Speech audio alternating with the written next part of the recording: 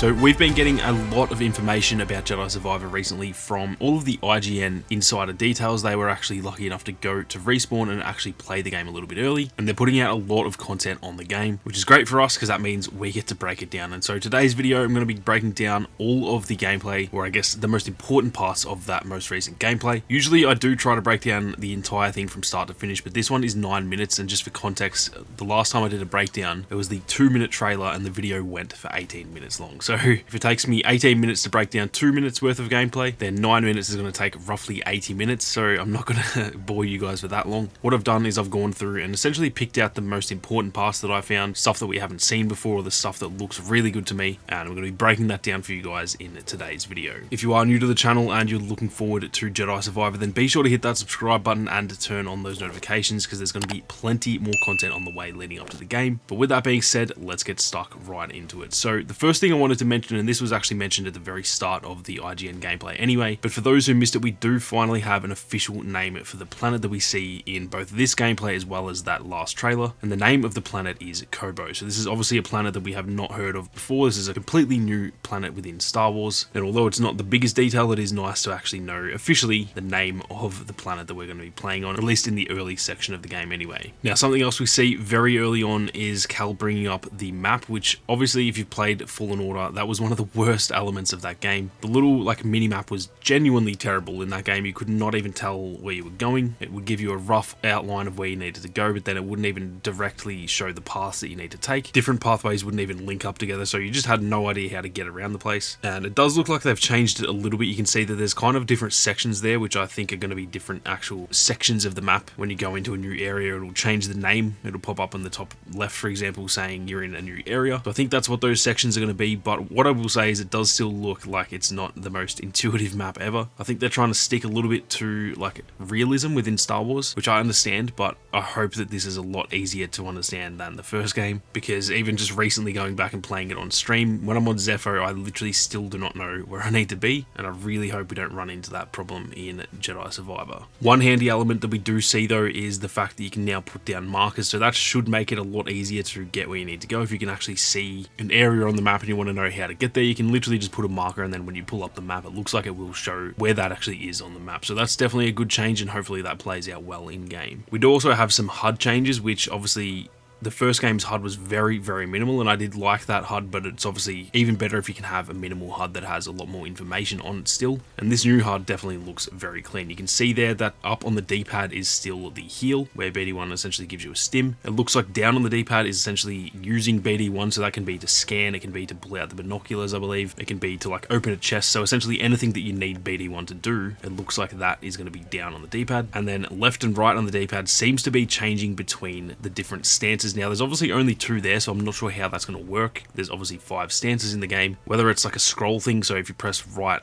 multiple times it'll change to a different one. I'm not too sure how that'll work, but you can see there that there are 2 different stances, and we do switch between those a lot throughout this gameplay. Now, something that I found very odd when I was actually doing the initial reaction is this little levitation sort of animation here that Cal does, where he actually levitates both of his sabers. The screen kind of goes a little bit grey, and it's almost like he's meditating in a way. It seems like time kind of slows down and he's just levitating those sabers, and I'm not sure what that's going to do. My guess is it may do some sort of power up for the sabers, so maybe you can use the Force to, I don't know, power the sabers up somehow. I'm not sure that's really canon within Star Wars, but obviously this is a video game. I'm sure there will be some sort of effect that when you do that, it will give you some sort of bonus, whether it's extra damage, maybe you actually can heal yourself that way, maybe you can access your Force powers faster or something like that. I'm not too sure. It's hard to tell from the only 2 little bits that we got throughout this gameplay of Cal actually doing that, but I thought that was worth mentioning anyway, because I was definitely very confused when I first watched it. It seems like it's going to be an important little mechanic anyway. Now, we also get another look here at Cal using that sort of grapple hook thing. We do see that briefly in the most recent trailer, but we do get another look at it here, and it looks like it's going to be very, very handy. We then also see Cal climbing the wall, and we obviously could do that in Jedi Fallen Order. It was pretty slow at the start of the game, and then once you actually find those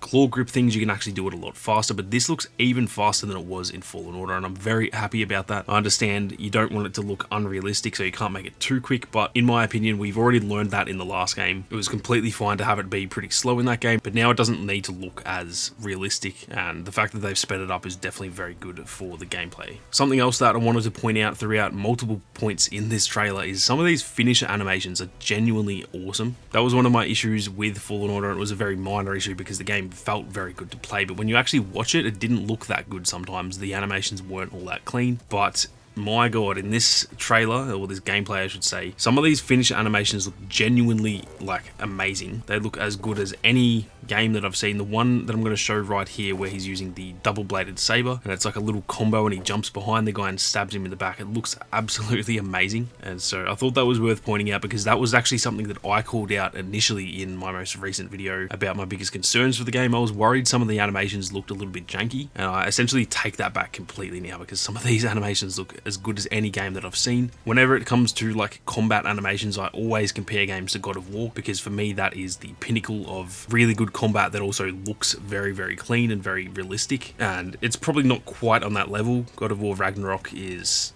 one of the best games that's ever been made, but the fact that it is even in that conversation now when Fallen Order definitely wasn't even close, that is a very, very positive change in my eyes. Now, something else that I mentioned very briefly throughout this little bit of gameplay is that there seems to be these sort of floating little grapple points throughout the map. They kind of look like these bell things hanging in the air, and I'm going to assume these are something that we can grapple onto. I don't know what else they would be there for. You can see one here early on in the gameplay, and it looks like it's in a spot where it's kind of like hanging between a big gap, and then if you grapple onto it, you'll be able to get to another section of the map. But then later on, we actually see 4 of these things lined up, and they're actually very high up in the air in an area that I wouldn't have thought you can actually get to initially, but because they're there, I have a feeling you're actually going to be able to get all the way up to the top sort of cliff faces on this section of the map here on Kobo. So obviously that's not confirmed. We don't see Cal actually grappling onto these things, but I'm going to assume they are grapple points. They all just do look like they're in areas that it's going to allow you to, you know, once you learn that grapple skill, sort of unlock that